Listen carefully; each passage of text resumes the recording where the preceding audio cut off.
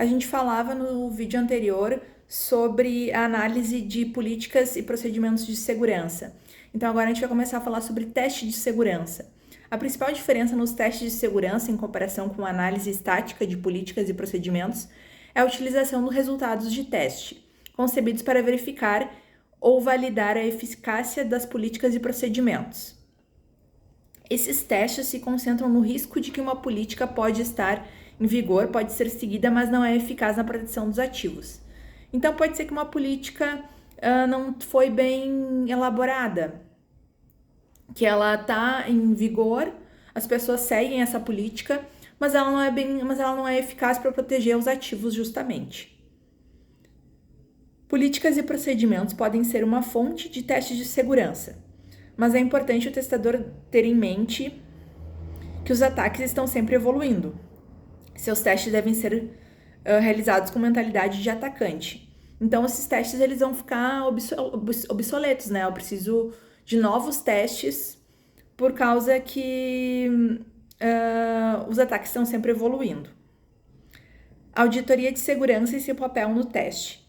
A auditoria é um exame ou uma avaliação manual que identifica as deficiências nos processos e na infraestrutura de segurança. As auditorias em nível processual podem ser realizadas manualmente, já em nível arquitetural, podem usar ferramentas de auditoria de segurança. A auditoria de segurança ela identifica áreas problemáticas e onde a remediação é necessária. Em algumas auditorias, o teste ele é parte do processo, embora o escopo de auditoria seja bem maior do que os testes. A auditoria geralmente investiga áreas com procedimentos, políticas e controles difíceis de testar, de forma direta. Os testes de segurança estão mais envolvidos com tecnologias de suporte à segurança, como configuração de firewall, aplicação correta da autenticação, criptografia e de direitos de usuário. Aqui eu achei que ele se contradiz um pouco, porque ele me diz que os testes, enquanto a auditoria investiga áreas como procedimentos, políticas e controles, difíceis de testar de forma direta, ok? Os testes de segurança estão mais envolvidos com tecnologia de suporte à segurança. Só que antes ele estava me dizendo que os testes de segurança utilizam como fonte políticas e procedimentos.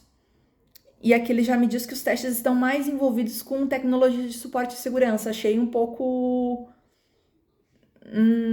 contraditório. Mas mais envolvidos não quer dizer que não esteja envolvido também com procedimentos, políticas e controles. Talvez seja isso. Pode ser, né? Pilares da auditoria da segurança. Auditoria de segurança. Avaliação, prevenção, detecção, reação e recuperação. A avaliação, ela documenta e identifica ameaças potenciais, ativos chaves, políticas e procedimentos e tolerância da gerência ao risco. Já a prevenção não é realizada apenas através de tecnologia, mas também através de políticas, procedimentos, controles e conscientização. Então, primeiro eu avalio, né? Documentando e identificando ameaças potenciais, ativos importantes, políticas e procedimentos. E depois eu faço a prevenção, que não é só através de tecnologia, não é só através de um antivírus, por exemplo, que eu vou proteger, né, que seria uma tecnologia, mas também através de políticas, procedimentos, controles e a conscientização de quanto é importante as práticas de segurança. Detecção é como uma violação de segurança ou intrusão é identificada. Reação é como eu vou reagir, né? Depois de eu ter detectado essa violação de segurança ou a intrusão, vai ser a forma como eu vou responder a isso. O tempo de reação rápida é crítico para minimizar a exposição ao incidente. Então, quanto mais rápido eu responder, menos exposto ao incidente eu fico. E por último, a recuperação. Começa com a determinação do que ocorreu para que os sistemas possam ser recuperados sem recriar a mesma vulnerabilidade ou condição que causou o incidente. Então, eu vou recuperar um sistema, né, depois de ele ter tido uma vulnerabilidade explorada. Só que eu não posso recriar esse sistema, esse ativo, enfim, e expor novamente esse ativo barra sistema a mesma vulnerabilidade. Então, eu tenho que fazer as duas coisas, não é apenas recuperar, mas também ficar atenta à questão de não expor ao risco, né? Esse ativo barra sistema. Finalidade de auditoria de segurança. Itens que podem ser detectados numa auditoria de segurança. Segurança física inadequada, e daí ele dá um exemplo de dumpster diving, que seria o seguinte, por exemplo, toda semana gerentes recebem fisicamente relatórios de cliente, com informações de clientes. E daí, como é semanalmente que eles recebem, toda semana eles descartam esse relatório. E esse descarte é feito no lixo. Pega o papel e joga no lixo diretamente. Ele não passa por um processo por exemplo, de triturar esse documento, de rasgar em várias partes e colocar em lixos distintos, enfim, qualquer processo para que esse dado não fique suscetível a cair em mãos não autorizadas. Qualquer pessoa que vasculhasse o lixo poderia ter acesso a esses relatórios. Então, isso é o dumpster diving. Outro item que pode ser detectado é a manutenção de senha inadequada. Por exemplo, não adianta eu ter uma política de senha. Digamos que eu tenho uma política de senha que troque a senha, que exija que a senha seja trocada de 30 em 30 dias. E de 30 em 30 dias essa senha ela é de fato trocada. Só que o auditor ele tem acesso ao histórico de senhas e essa senha é trocada por senha 1, senha 2. Então, a cada 30 dias é colocado senha 1, passou 30 dias bota senha 2, passou 30 dias senha 1, senha 2. Não é uma senha forte. Então, é uma manutenção de senha adequada. Mesmo que exista uma política, essa política não está sendo suficiente para cobrir a questão da manutenção de senha, né? Não está sendo adequada. Outro item que pode ser detectado na auditoria são controles inadequados para direitos de usuário e privilégios de compartilhamento. Controles inadequados para direitos de usuário é aquela questão do acesso mínimo. Não adianta eu conceder acesso ao usuário, um acesso superior àquilo que ele precisa fazer. Se a sua atividade é de leitura de um documento, não tem por que ele ter a permissão de escrita nesse documento. Então, isso seria um controle inadequado para direitos de usuário. E em relação a privilégios de compartilhamento, seria arquivos privados de um usuário serem compartilhados na rede, por exemplo. Outra questão que pode ser detectada com a auditoria é segurança inadequada no nível do servidor. Alocação de portas e segurança de acesso, proteção de dados, proteção de contas de usuário, logins, informações sigilosas. Outra questão detectada na auditoria seria a aplicação inadequada de atualizações de segurança de fornecedores. Né? Não ter uma atualização adequada de segurança de fornecedores. Mecanismos de detecção de intrusão inadequados. E, por último, planos de resposta inadequados em caso de violação de segurança. Agora a gente vai para a identificação, avaliação e mitigação de risco.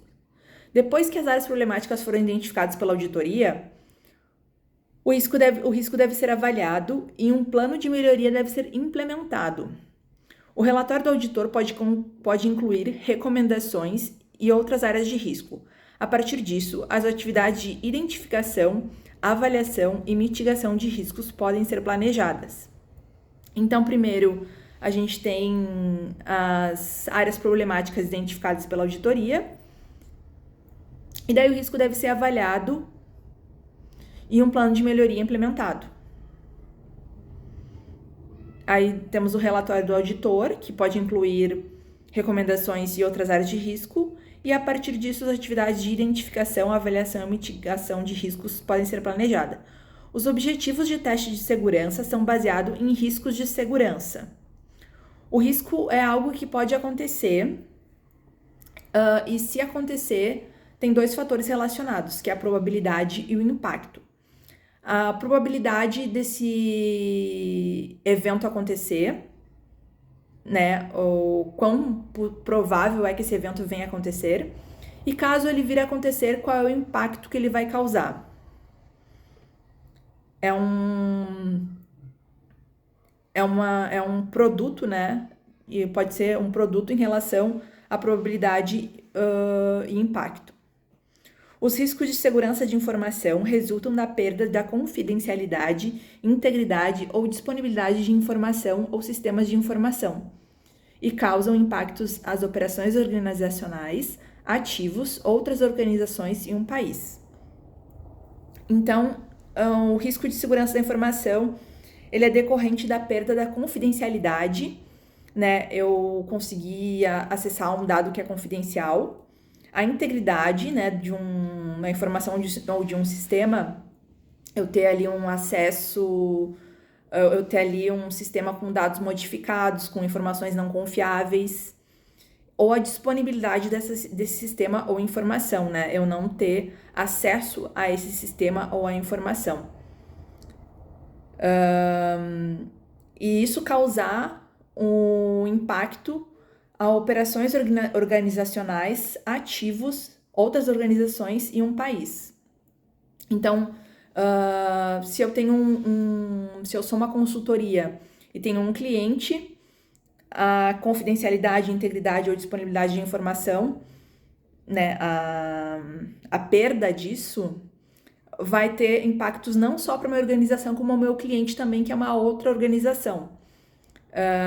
Os ativos, né, por exemplo, se e-mails vazarem, né, e-mails confidenciais, que é um exemplo de um ativo, e a um país, dependendo aí da natureza do sistema.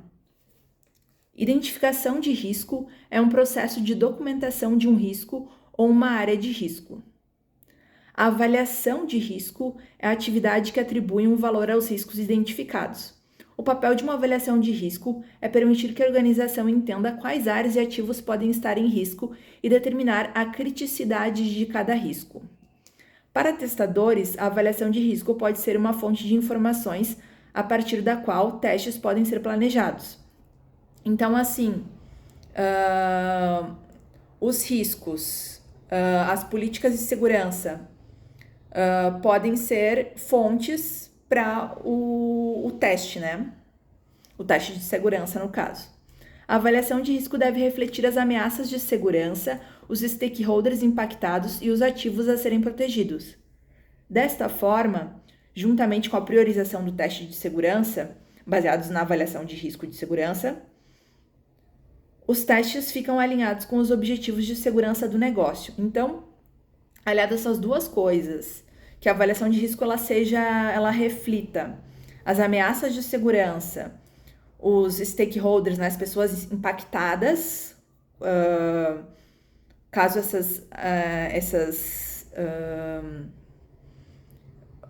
caso um incidente ocorra, né, e os ativos que devem ser protegidos desse incidente, juntamente com a priorização dos testes de segurança, porque quando eu tenho uma avaliação de risco de segurança, pode ser que eu opte por priorizar testes de segurança. Então, essa priorização, juntamente com essa avaliação de risco bem certinha, né, digamos assim, né, com identificação de stakeholders impactados, com os ativos-chave, com a questão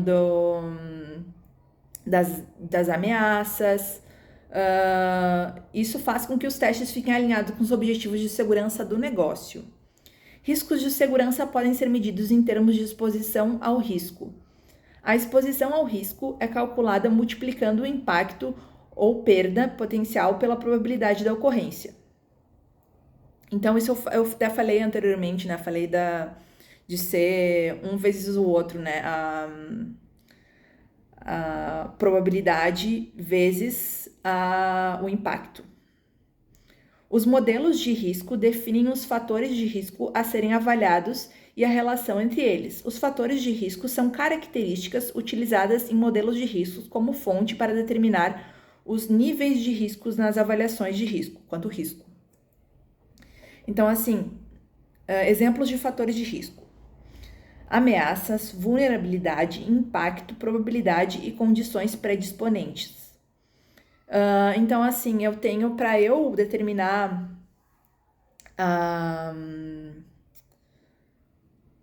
os níveis de risco, né? Se o nível é baixo, médio ou alto, a gravidade do risco, eu tenho algumas características chamadas de fatores de risco, que incluem, né, que podem ser ameaça, vulnerabilidade, impacto, probabilidade e condições predisponentes. E são utilizadas em modelos de risco. Ameaça: qualquer circunstância ou evento com o potencial de afetar negativamente as operações organizacionais, bens, indivíduos, outras organizações ou país por meio de um sistema de informação por acesso não autorizado, destruição, divulgação ou modificação de informação e ou negação de serviço. Então, nada mais é do que algo que possa acontecer e afetar negativamente, impactar a organização, outras organizações, um país, como a gente já viu anteriormente. Devido a perda que a gente também já viu, a perda de confidencialidade, integridade ou disponibilidade de um sistema ou informação. Os eventos de ameaça são acessados por fontes de ameaça. Uma fonte de ameaça é caracterizada como a intenção e o método visando a exploração de uma vulnerabilidade, uma situação e um método que podem explorar uma vulnerabilidade. Então, tudo aquilo que pode explorar uma vulnerabilidade é uma fonte de ameaça. Tipos de ameaça: ataques cibernéticos ou físico hostis, erros humanos de omissão ou autorização, falhas estruturais de recursos controlados pela organização, como hardware, software, controles ambientais, desastres naturais causados pelo homem, acidentes e falhas em forma de controle da organização, que fogem do controle da organização. Né? Desastres aí que a organização não tem como controlar, acidentes, falhas, enfim. Vulnerabilidades e condições predispostas, que seria aí um outro fator de risco. Uma vulnerabilidade é uma fraqueza num sistema de informação, num procedimento de segurança de um sistema, controles internos ou implementação que poderiam ser explorados por uma fonte de ameaça. Então, a vulnerabilidade é uma fraqueza, né? Quando eu tenho algo que está vulnerável, essa coisa ela está sujeita ao perigo, digamos assim. Então, a vulnerabilidade é uma fraqueza não só num sistema de informação, como também pode ser uma fraqueza nos procedimentos de segurança de um sistema, controles internos ou implementação. E isso, né, pode ser explorado aí por uma fonte de ameaça. A maioria das vulnerabilidades do sistema de informação podem ser associadas a controles de segurança que não foram aplicados intencionalmente ou não, né? Ou que foram aplicados, mas mantêm uma fraqueza. Ou seja, eu posso ter uma sala com informações confidenciais, né? Com sistemas, com informações confidenciais, e ter uma porta, mas essa porta não está chaveada, né? Então, eu tenho um controle físico de segurança, mas ele tem uma fraqueza, né? Ou ainda um controle não aplicado de forma intencional ou não, e por isso deixa essas informações vulneráveis.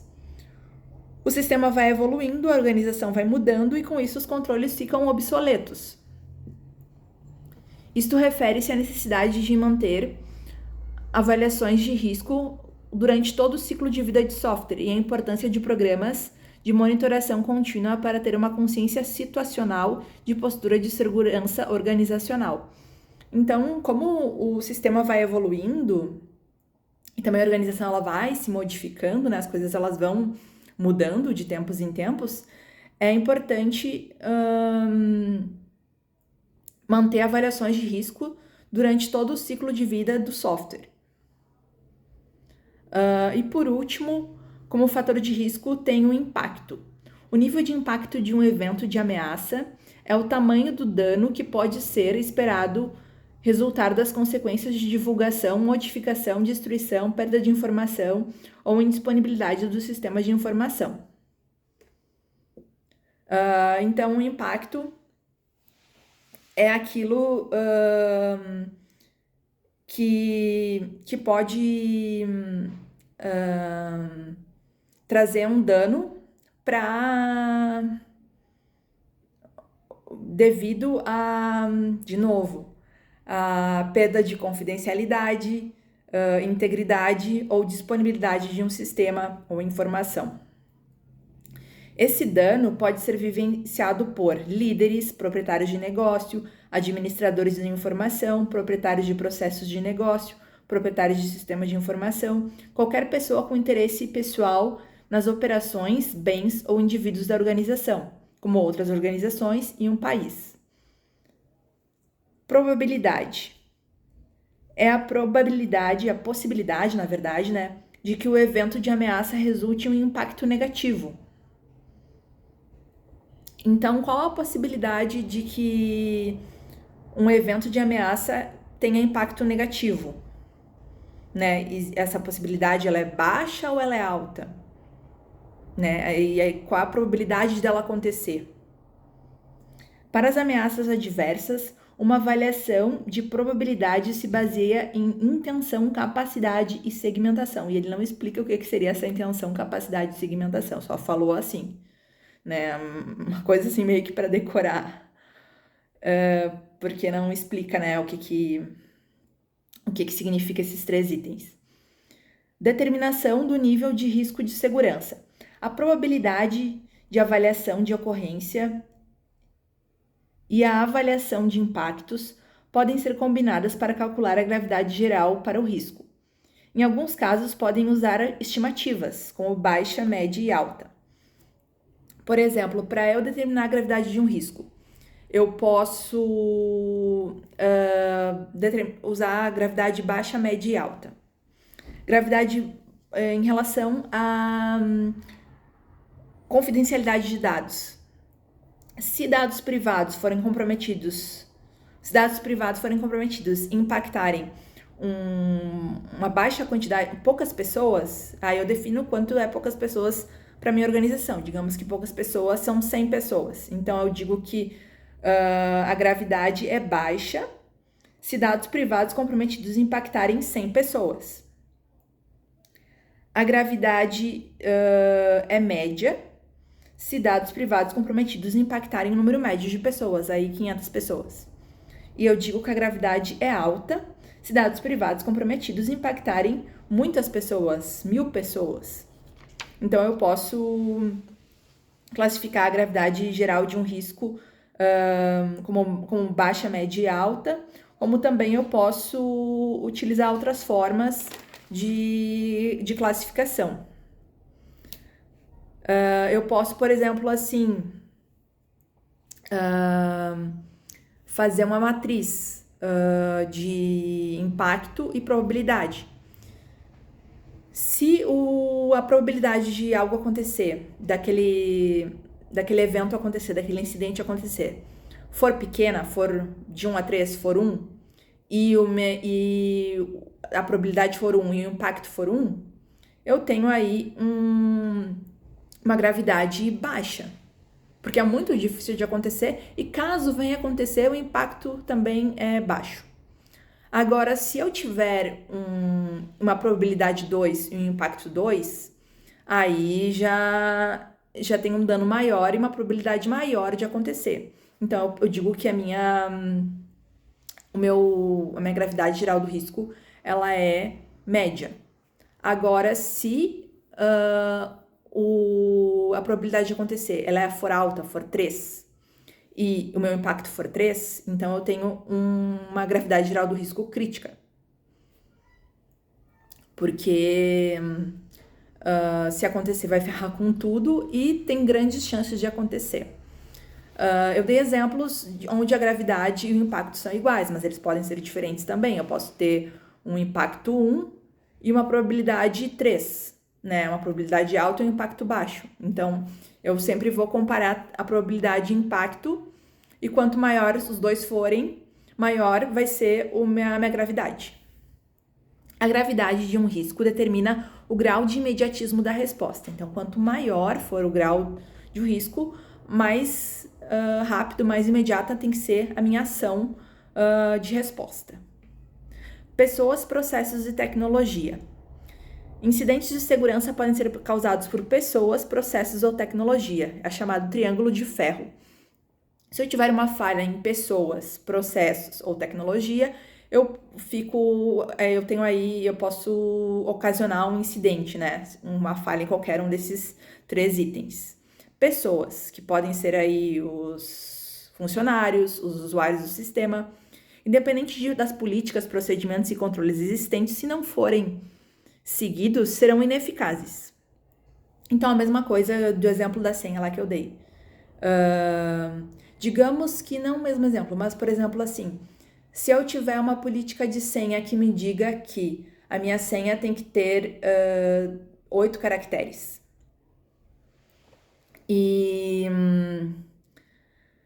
E aí eu não tenho um sistema que force esses 8 caracteres. Eu só disse assim, passei na mesa do funcionário e falei, tua senha tem que ter 8 caracteres. E aí ele cria uma senha 1, 2, 3. Então, adianta eu ter uma política que não é seguida? Não adianta. Então, esse seria o fator pessoas aí atrapalhando a segurança do sistema. Processo. Incluem procedimentos e padrões que são colocados em prática para proteger ativos. Para serem eficazes, devem ser definidos, atualizados, consistentes e seguirem boas práticas de segurança. Então, o processo ele também é importante. Não adianta não existir um processo bem definido, bem estruturado, atualizado e seguindo boas práticas de segurança de informação. Não adianta não existir isso, né? Tem que ter um processo consistente para minimizar aí a ocorrência de incidentes. E por último, a tecnologia. Engloba instalações, equipamentos, hardware e software que automatizam ou suportam um negócio. A tecnologia usada incorretamente pode ajudar as pessoas a cometerem erros mais rapidamente. Ao avaliar controles de segurança, o auditor deve olhar para o sistema na perspectiva de um invasor e pensar em como pessoas, processos e tecnologias poderiam ser explorados para ter acesso não autorizado aos ativos. A única maneira de saber se uma defesa de segurança está funcionando corretamente é testando na perspectiva de um invasor, o que é chamado de hacking ético ou teste de penetração. É aqui que a relação entre auditoria e teste se torna mais estreita.